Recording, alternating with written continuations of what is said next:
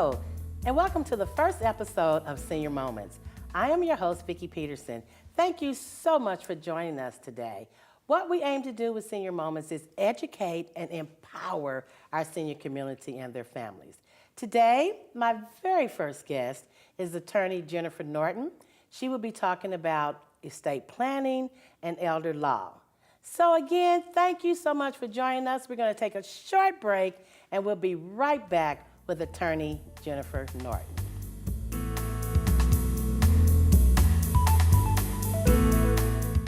Hello, my name is Terrence White, and I'm the Executive Director of Community Action of Greater Indianapolis. Serving the counties of Marion, Hamilton, Hendricks, and Boone, our mission is to empower those we serve to be self-sufficient and self-reliant.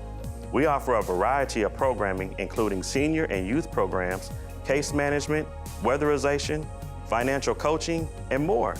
Please visit our website for more information or call 317-396-1800. Over 70% of Americans want to spend their final days at home with family and friends. With hospice care, we can take care of your father at home, right in his bedroom, including visits by a nurse. I'm so relieved to hear that. This will make Grandpa really happy. He's comfortable and pain-free. Visit our website at www.hospicesupportfund.org to connect with your local nonprofit hospice and download our free end-of-life planner. A Senior Moment with Vicki Peterson. Seniors, maintain your independence. That's right, whether you're active or homebound. Helping Hand Senior Care can help you with the activities to keep you living in your home. We're licensed to help with like meal preparations, laundry, housekeeping, and even companionship. We accept these forms of payment. Call us today, 317-677-5573.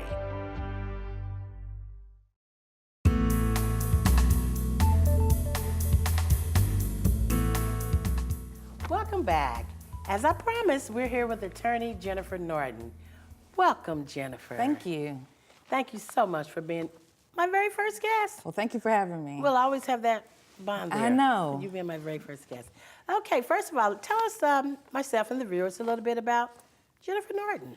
Well, I am from Indianapolis, born and raised. I graduated from Cathedral High School, and then I went to Bloomington for college, and I have a degree in finance. From their business school, and I kind of had a midlife kind of crisis panic attack because I really didn't like what I was doing. And so I decided to go to law school to just kind of buy myself some more time to kind of figure it out.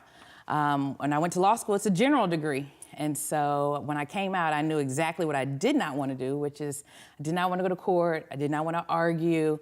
And so I decided, well, estate planning might be the good fit, especially the way that I practice. It's a little bit more proactive and the family's more involved so that we can keep some of that court drama out of the picture. Oh, wow. Before you being so young, what made you decide on elder law, though? Well, I come from a very, very large family. Both my parents have 10 siblings, and I have some first cousins that have about 15 siblings. And so I just am all about family and anything that I can do to make things easier, especially when it comes to getting along in such trying times, has been kind of my passion. And plus I'm nosy, I guess, if I really want to be honest. Estate planning is about getting really, really deep into someone's family, their dynamics. Everybody's family is uniquely dysfunctional. So learning those type of intricacies has kind of been my little niche, and I really enjoy doing that. So. Oh, that is so awesome. So tell us the difference between estate planning and elder law. Well, really, there's no real difference. I would say that the senior community basically refers to an estate planning attorney as an elder law attorney because they're elder issues. More of the younger professionals, more of your retirees, they might consider me an estate planning professional because I'm helping them to plan for their future. And so really, I just named my practice both elements so that I could capture both audiences, but they're essentially the same thing. Okay. What are some of the documents that seniors need to have in place? I guess the main documents, of course, will be your powers of attorney. Those come to mind first for most individuals, and there's your health and your financial. Typically, you should have a HIPAA, which is an authorization to disclose to the hospital so they can speak to your loved one. Then you'll need your living will, which is pull the plug, not necessarily on you, but on the machine if you didn't want to be prolonged with artificial nutrition and hydration. And of course, you have your last will and testament, and you also have trusts, revocable living trusts, and there are irrevocable trusts. But for the most part, those are the breadth of documents that you should have when pursuing estate planning. Wow. Well, let's start with the will. The Okay. difference between the will and the living trust. We have a Yeah. lot to cover. We do have a lot to cover, and those are the Yes. two concepts that some people get confused about. So a will is a set of instructions that just basically tells your property where it should go. Rather than having a default statute to determine who should inherit the inheritance, a will allow you to kind of control where the property should move. Because most people in this state believe that, oh, if I die and I'm married, it'll all go to my spouse. And that's not necessarily the truth. In essence, really, the statute says if you die and you're married, half to the spouse, half to the children, which most that people... with the will or That's without? with a will. That's without a will. So when you get a will, it allows you to say, no, actually, what I really wanted to happen was I want my assets to go all to my spouse. In a will, you're also able to pick the person that you want to do the work. So instead of anyone just running to the courthouse saying, I'll be the one to make sure things get transferred to the loved ones, you can appoint the people. That's why they're called a personal representative. Now, a trust is just like a will. It's a set of instructions that tells your property where to go, but the catch is it can avoid probate. So I'm still an attorney. I said can, I didn't say will. With a trust, you have to retitle all of your assets today into the name of that trust. And the trust, meaning basically, the trust is the set of instructions that will control your assets. So if I have a trust, which I do, my bank account, instead of being in my name, it's in the name of my revocable living trust. So it'll say Jennifer Norton Living Trust, dated June 2013. My investment accounts are in the name of the trust. My car is in the name of the trust as long as it's paid off. My house, even though I owe a mortgage, the deed is still in my name, and so that is in the name of the trust. So once I pay the mortgage, then the lien holder, the mortgage company, will fall off and the property will be in my name. And so a trust, it does control only those assets whose title matches up with the name of that trust. Why people like trust-based plans, trustees run trusts, and when a death occurs, a trust can avoid probate. And people like trust because, one, they want to get avoid court. Everybody wants to avoid court. But at the same time, when you leave things in trust for people, you can protect them from their later creditors, whether that's a divorce, a lawsuit, a bankruptcy. And so a trust, you know, there are many, many stereotypes associated with a trust. One being that it's for people that are significantly wealthy, or my heirs have difficulty managing finances. A trust can satisfy those stereotypes, but that's not the main reason why people do them. People do them to protect people for generations to come. When you want to do generational wealth planning, a trust is a vehicle that'll get you there. So what if there's a family and a lot of people have two sets of children? Right. So what is it, the person that writes the trust leave this set of children more than they left this set of children? Okay. But they can't go to court and protest it, right? Well, anybody can go to court, and you go to court all the time for anything. So I'm not going to say court is never an option, but a trust helps you protect your wishes from a court battle more so than a will does. And so when you have blended families, especially this day and age, when you have blended families, what happens is a trust is actually the more I guess it's the more useful vehicle to accomplish your goals. And why I say that is because when you do a will, what happens when a death occurs is we cut people checks, or we turn accounts over into that person's name. And most people blow that inheritance in 5 to 10 years. But when you do a trust, what you're able to do is you leave things in trust for your loved one, and it's almost like it's like a receptacle. It holds that asset for that person's lifetime.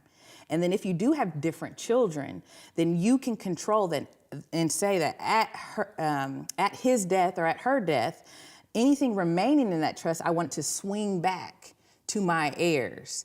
Now, when you're in blended families, just think about it. If, say, I was the husband and you were the wife, and in my stories, the husband always dies first. They can do what they want, but they're gonna die first in my stories. And so when the husband dies, when I die, if I did a will and I leave it to you, right? And we have different children, those assets become yours. Right. And who do you love? You love your children, right? You may say you may love my children, but not necessarily enough to say I want to give them more money or equal. And so what happens is when it becomes your asset, you don't have to leave anything to my children. And so I would do a trust because I want to make sure my children inherit whatever's left that you don't use or that I've allowed you to use. I want it to swing back to my children. So sometimes the intricacies of a trust will help you to actually accomplish your ultimate goals. Okay, so what is the difference between the power of attorney then? So the power of attorney, so everyone thinks... Where does that fit in? It fits in because wills and trusts are about death distributions, what happens at a death. Okay. A power of attorney is what happens during life, right? Because powers of attorney are not valid when a death occurs. And so we always overlook and skip the fact that we could become disabled. So people are living longer, but not necessarily better. And so the longer we live, the more apt or I guess the more life experiences and illnesses that could occur. And so in order for someone to manage my finances or to manage my health, you have to have a power of attorney. Because I can't just walk into your bank and say, well, I'm gonna be, I'm her loved one and I'm her closest niece. I'm gonna run her bank accounts because she's out of her mind right now. I'll manage that. The institution's gonna say, well, who are you? Why should I turn over the accounts? Where's your documentation? And so a financial power of attorney is what puts me in a position to make those financial decisions for you. A healthcare power of attorney is the same type of document, but of course it's directed at the health. Of the health. So can that be one person, or do you can pick two Great different? question. So with the healthcare power of attorney, you only want to name one person because doctors don't want to come out to this committee decision and these people can't agree. Now, a healthcare power of attorney says you can sign me into a nursing home, you can sign me into a hospital, or you can sign a contract to have someone come out to my house. It doesn't necessarily say what you prefer, but it does give authority. A financial power of attorney, you can name one person, but as we say, no one ever names someone they think is gonna run away with the money, right? Right. But it does happen. And so in order to prevent that, whenever you do financial powers of attorney, I always recommend that you name two. It's like an internal checks and balances for yourself that, unless you know two people that would want to run away with your money. That's kind of rare, but hopefully you can find at least two quality people that can run your finances. And then what happens is you put succession so that two people are always serving. Okay, so once you sign over that power of attorney, though, let's say I'm a senior and I sign over power of attorney to two of my daughters. Does that take the say-so away from me? Well, you got to read it, right? So the thing about powers of attorney are they're not supposed to be effective until I can't think for myself or I can't do those activities myself. The problem is most attorneys will sell you a form. You'll take your form, you'll take it home, put it on your shelf, and you'll never see that attorney again. Matter of fact, you don't see that attorney again, your family does when a death occurs or a disability occurs. So the question becomes, when should the attorney make that document effective? Well, they gotta make it effective immediately, right? The day that you sign it, because you're not coming back. And most people don't think to go update their documents or make these modifications as their life and the law changes. And so because of that, your powers of attorney actually are immediately effective depending on some of the type of document that you get or the type of attorney that you're working with. So it's really, really important that you read it because if it says it's effective immediately, then yes, they can be you the day that you walk out of their office. Now, if it says, though, you can only be me when I can't be, when I am disabled or I can't mentally run my own affairs, then the document says that there's a triggering event before authority is granted. The problem is our institution's really reading the triggering event. Right. And if they're not reading it, then your loved one can't walk in and be you. Wow.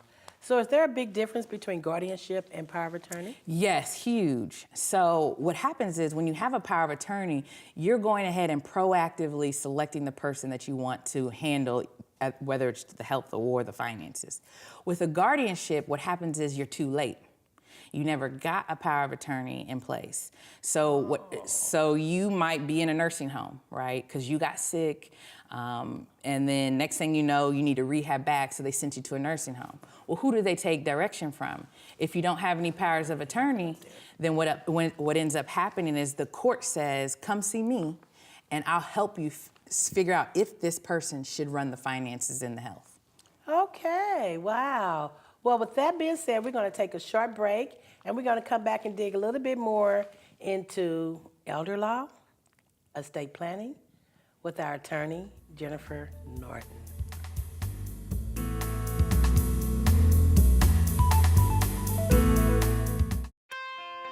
As a teacher, having a foster grandparent in my room, it enables me to have an extra set of hands. It's been fantastic having Grandma Freddie in our room. She works individually with children. It is the best feeling in the world.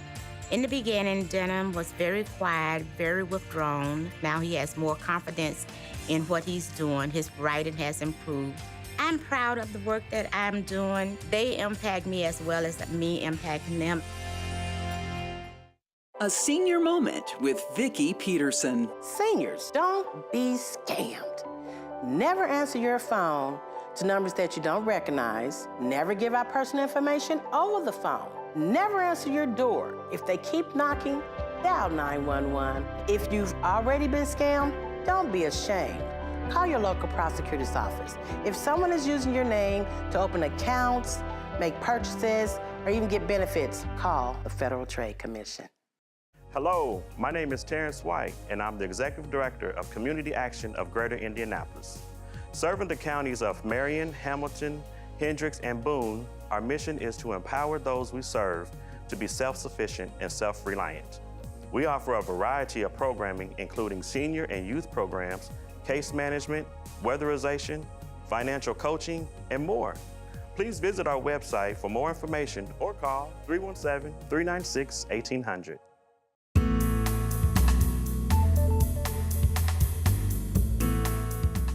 Welcome back. We're going to continue our conversation with the wonderful attorney, Jennifer Norton. Are you okay, Jennifer? I'm good. Yes, this has been such a great, informative conversation we've had thus far. Thank you. I mean, I was really getting into that. Well, this is good then. Yes, it is. But earlier in the conversation, you said that you were nosy. That's how you got into estate planning. Yes. But you also said the families are dysfunctional. Yes. So can you go Well, into I that a said bit for us? every family is uniquely dysfunctional. And the reason why I say that, it's one of these, I guess, phrases we've coined in the National Network. So I actually had worked for the CEO of the National Network of Estate Planning Attorneys for about 4.5 years before practicing. So we trained attorneys across the country. And what we have come to believe is that everyone comes in and tells, my family, this is just so simple. It's so easy. And those are the worst words that an attorney can hear. Is like, this is going to be very simple. We know that's red light for, okay, this is going to be some mess. You know, whether it's a good mess or a bad mess, I mean, that's what we're here for, to help you kind of iron that out. But when we say everyone's uniquely dysfunctional, everyone has their own closets. I mean, there's no perfect cookie cutter family. There's always something. And when we dig deep, it comes out. And then it's very important to kind of go ahead and address that head on, because it's going to show up when a death occurs. So anytime we talk to families they have in their mind, there's this one child that's gonna give people a problem, well, you need to run with that, because that is gonna happen. And so we need to go ahead and proactively position ourselves to make it easier for everybody else and how we can address and kind of handle that person. No matter how much money the family has. It doesn't matter. You know, in all honesty, people think that the more money, the more problems. That's very, very true. The less money, still the more problems, because it's still a significant amount of wealth to whoever's inheriting. So it may be less to you, but whoever's inheriting, that's like being a lottery winner. You know, it's a blessing, it's free money. And so, yeah, it still causes problems no matter the size. Okay, do you have any tips or recommendations for how a family should select certain people to run these roles? I think that history always provides clues. So sometimes we're very aspirational about our siblings, about children, nieces and nephews, you really need to kind of take people for who they are.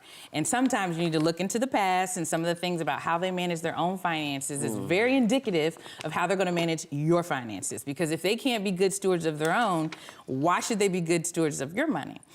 Same thing with the health. With the health, you want someone who's compassionate but decisive. So even though these are, trying times and people, it's stressful, you still need that person that's going to be objective but can make that good decision but still be compassionate about it. You don't want somebody pulling the plug too soon, as some of my clients will say. Right. But you do want them to be able to pull the plug if you don't want to be prolonged. And what is prolonged? Like, how long would you? So, you can always, when it comes to the living will, what happens is the body is shutting down, right? When we're alive and well, we drink water, we eat, and that's so that the body can function. Well, as we age, you'll notice, like even when my grandmother got older, she was a large woman. She started to slim down because she wasn't eating as much. One, because she doesn't need as much because her body isn't working as hard. Well, what happens is when you're at the tail end of life and you're at a grave situation and the body is shutting down, you don't want the water, the nutrition, the hydration. And so there is a decision that you can make in the living will of whether you would want to still have your family members provide that, even though the body doesn't necessarily need it. And so you're not necessarily prolonging anything, right? But what the doctors can still come in and say, listen, you're in a persistent vegetative state.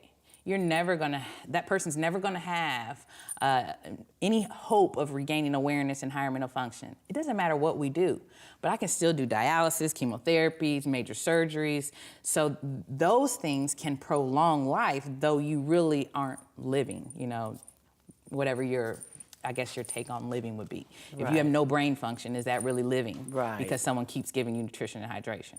So now it's up to that family member, correct, friend, or whoever you've chosen to make the decision. Is now the time to pull. That's exactly right. Whoever you've listed in that healthcare power of attorney is the one that's going to control the timing. So I always tell people, just because you have a living will, the person you appoint still controls the timing, just as you've indicated.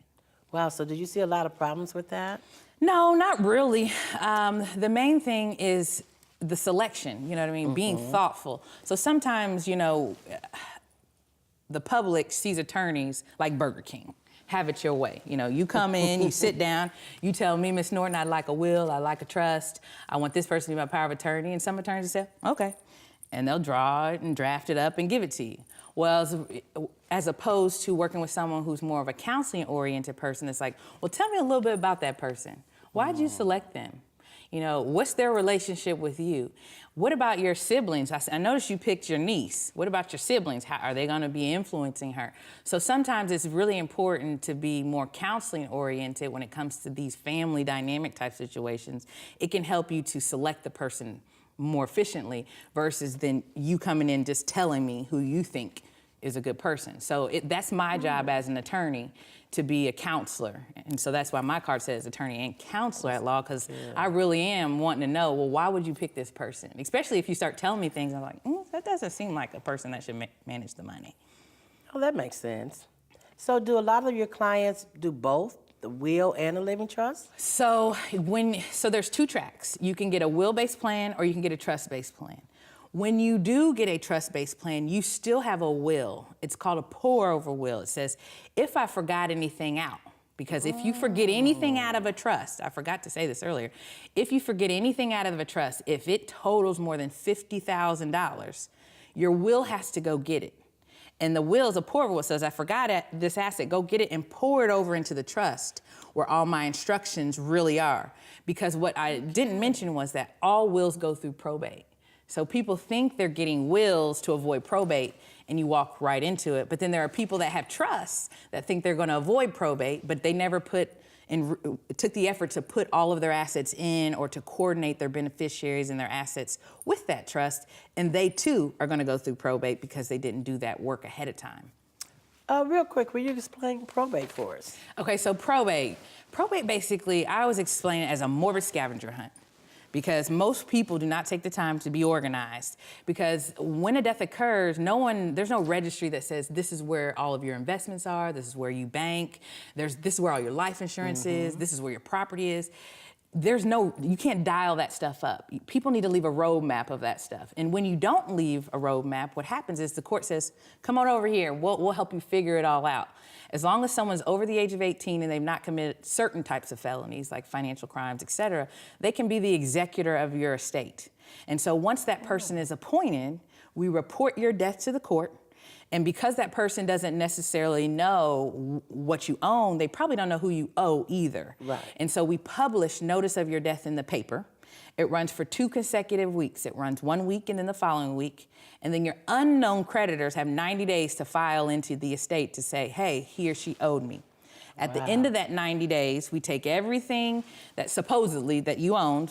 Hopefully we found them in that 90 days. Most of the time it takes longer than 90 days to find it. But then at the end of the 90 days, we pay all of your creditors that are valid, and then we pay your final debts, final expenses, funeral expenses maybe, and then we gotta pay your final tax return. And then the money gets distributed to your heirs. So the probate process is that long period of making sure everybody gets their opportunity to get reimbursed or paid back, and then we distribute to your heirs. So are beneficiaries responsible for? No, and it's devastating when people think that beneficiaries are responsible for the debts of their family members. So when you get life insurance, retirement plans, et cetera, those have beneficiaries on them. So they go directly to that beneficiary. They're not a product of the estate. The estate is anything that a person forgets and leaves in their own name. So no, they're not responsible for the debts. Only the estate is. But you cannot get rid of the federal government, so you always got to pay your taxes, and you always got to pay your school debt. Okay, real quick before we run out of time here, how much does a service like this cost? Now, it depends. Most attorneys are billable hours, so, you know, I know most people hate that it depends from an attorney. But what ends up happening is, in my opinion, so this is just my experience, I see people getting wills anywhere between $500 and $1,000, somewhere maybe a little over, a little less, depending on the boutique firm or someone who does something else. But most of the attorneys are billing towards percentages that a court would find reasonable if they were taken to court on the fees. And so it just depends on the complexity as well as the amount of time. Now, I'm a flat fee attorney, so I don't charge by the hour. Well, how can I get in touch with you, Jennifer? So I always have a free 90-minute consultation, and anyone can reach me. My website is www.estate-planners.org, or they can call me, 317-572-8696. All right, that number one more time. 317-572-8696. All right. Thank you so much. Thank you so much for having me. Thank you. I hope this is good information to your listeners. And congratulations on your first show. Oh, thank you. We're tied here forever. I know, right? Yes. So we want to thank Jennifer for joining us today. That was a lot of great information. So if you have any questions or you didn't get your pens and papers out to write all this information down, please feel free to give me a call. And you know I can be reached at 317-503-0992. We want to thank you so much for joining us today. And we also want to thank our partner. And come back and join us. This has been great. Look forward to serving our senior community through Senior Moments.